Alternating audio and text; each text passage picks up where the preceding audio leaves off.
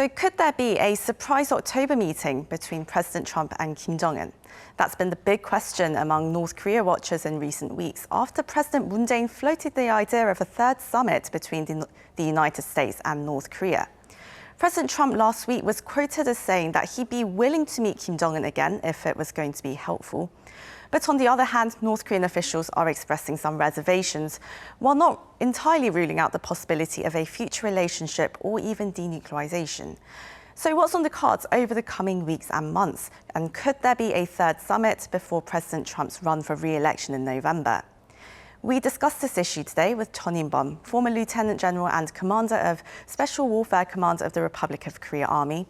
We're also joined by Scott Snyder, Senior Fellow for Korea Studies and Director of the Programme on US-Korea Policy at the Council of Foreign Relations.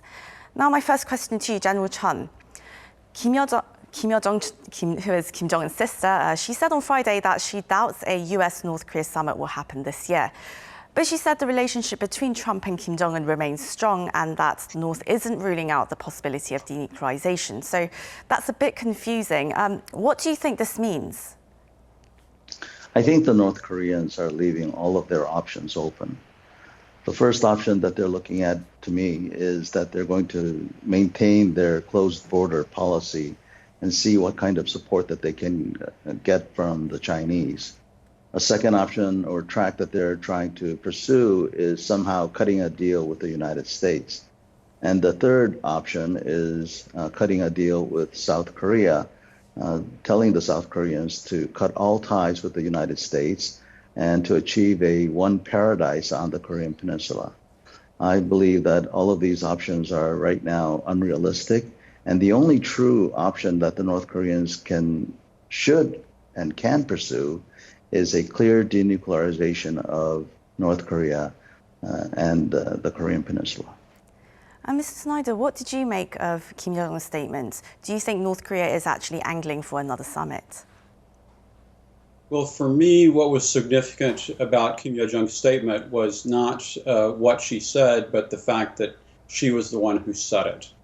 And if you look at the content of the statement, essentially Kim Yo-jong followed in the path of Kim Jong-un's statement from April of 2019 after the Hanoi summit in making a demand for a big concession from the United States, a change in approach, along with an implicit threat of a provocation. And the other aspect of the statement that I think is notable is that Kim Yo-jong demanded a reframing of the issue away from denuclearization for sanctions lifting to a framework that focuses on withdrawal of hostility linked to resumption of U.S.-North Korea negotiations. And so I think that shows that the North Koreans are really looking to the U.S. to make a significant change or concession as a prerequisite for coming back to any kind of summitry. Well, last year, North Korea kept calling on the United States to bring new ways, something new to the negotiation table after the Hanoi summit broke down. And Dr. Snyder, what do you think the North Koreans want to see if there is a third summit? Well, the North Koreans have been essentially going to a fallback position of demanding that the United States end perceived hostility toward North Korea. But the demand for withdrawal of hostility is not defined in specific terms. And so I think that what that means is that North Korea can wait for the U.S. to take some kinds of actions, but remains the arbiter of whether it meets the bar for withdrawal of hostility, which is the way the North Koreans have framed it. So I think the North Koreans are really looking to maintain the upper hand in a kind of back and forth with the United States in hopes that the U.S. will make a big concession and change its approach, basically away from focusing on denuclearization to approach that would focus more on improving the relationship with North Korea. Well, General Chun, do you think that this third summit could happen as an October surprise? Realistically, I don't see a summit happening this year. First, there isn't that much time for anything substantive to happen. And the goals are different from the United States and North Korea. North Korea wants to be acknowledged basically as a nuclear power. Mr. Trump wants to get reelected. I don't see how these two goals can meet in the middle ground. So with the lack of time and the lack of a common goal, I don't see this happening. If Mr. Trump agrees to a summit, he needs to make sure that he has enough results that he can show to his people that he has been successful in dealing with North Korea.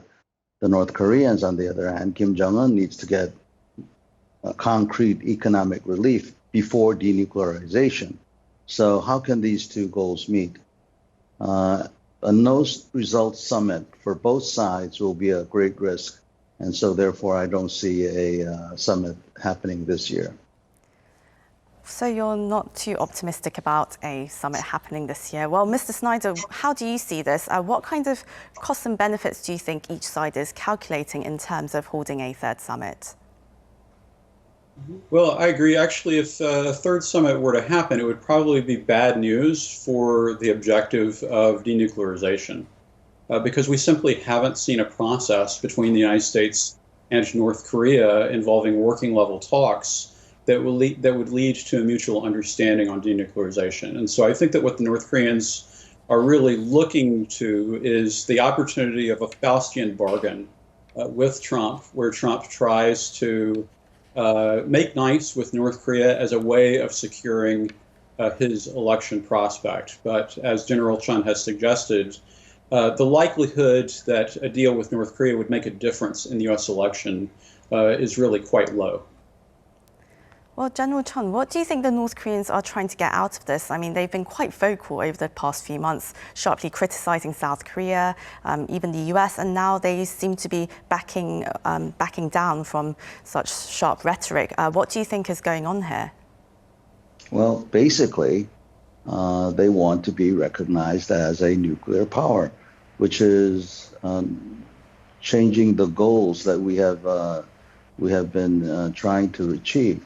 And so unless the North Koreans realize that that is an unachievable goal, we're at a stalemate, and I don't see anything concrete happening.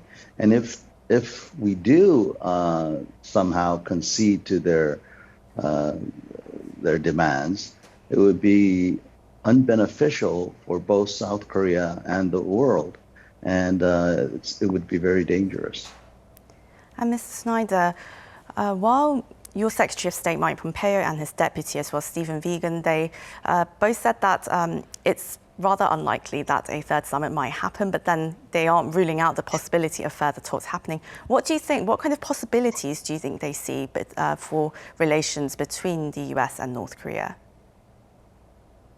Well, frankly, I think that what the Trump administration wants right now is simply a glide path to maintain the status quo through the election. And actually, Kim Yo-jong also pointed to that, but actually hinted at the possibility that North Korea would be a spoiler.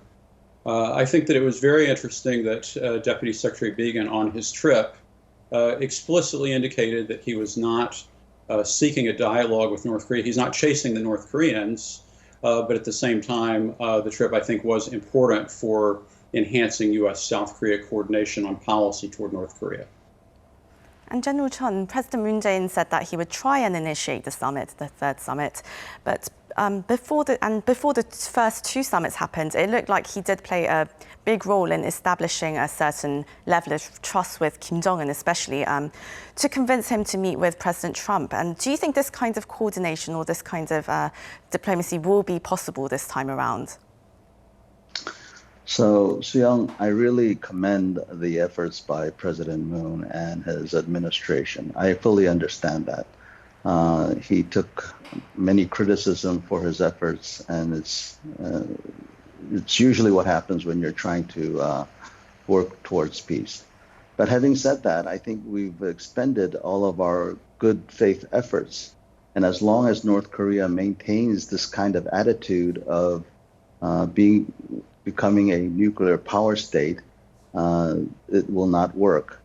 And so the North Koreans have been very clear. They've taunted Mr. Moon, President Moon, and told him to get out of the way. And although the Moon administration will continue to try to achieve some sort of brokerage between the United States and North Korea, I think the biggest obstacle is North Korea itself. Well, President Trump has provided a lot of photo opportunities, a lot of optics with North Korean leader Kim Jong-un. And if a third summit takes place before the November elections, Mr. Snyder, what major changes do you think are needed this time around in the negotiation process or in dialogue? Well, first, there has to be a dialogue between the U.S. and North Korea. And I would say that before Kim Yo-jong was focusing on the prospects for a summit between the U.S. and North Korea, she was busy blowing up the inter-Korean relationship. And so, really, unless the North Koreans want to talk, I agree with General Chun, unless they reach out a hand for dialogue at a working level first, the likelihood that we're going to make progress towards the summit level is really quite low. And frankly, I think that the likelihood that the Trump administration is going to suddenly panic and reach out to North Korea and make a bad deal, it's increasingly low because there's simply not a political payoff for it here in Washington. And General Chun, what do you think would need to change compared to the previous two summits in order for the third summit, if it happens, to be even partially successful? Yeah, to be fair, I think we need to have attitude changes from all sides. North Korea, for sure, the United States as well.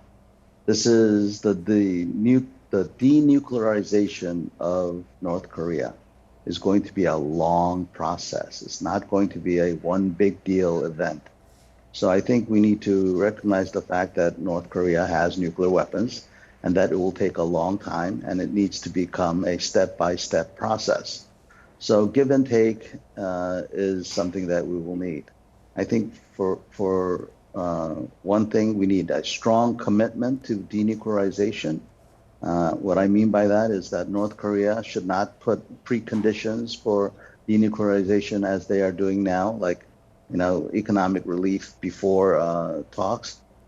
Secondly, I think that there needs to be a recognition that we need to give them some sort of economic relief, but it all depends on what kind of trust that we can build to ensure that these things can happen.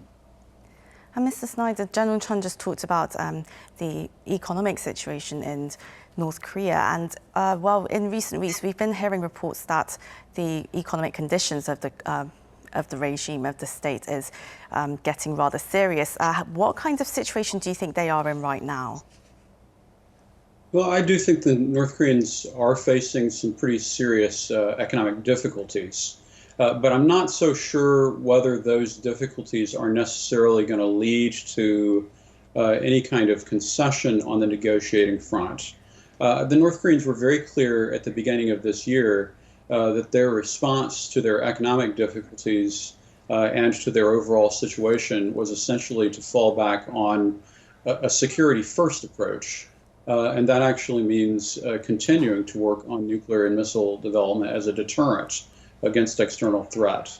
And so I think that one of the challenges that we have is that while many have been operating on the premise that economic difficulty would force North Korea back to the negotiating table, the North Koreans are actually suggesting that economic difficulties are going to encourage them to double down on security. And General Chun, North Korea did, over the last few months, really, they made some military threats towards the South. What do you think is the level of threat that the South faces from the North currently?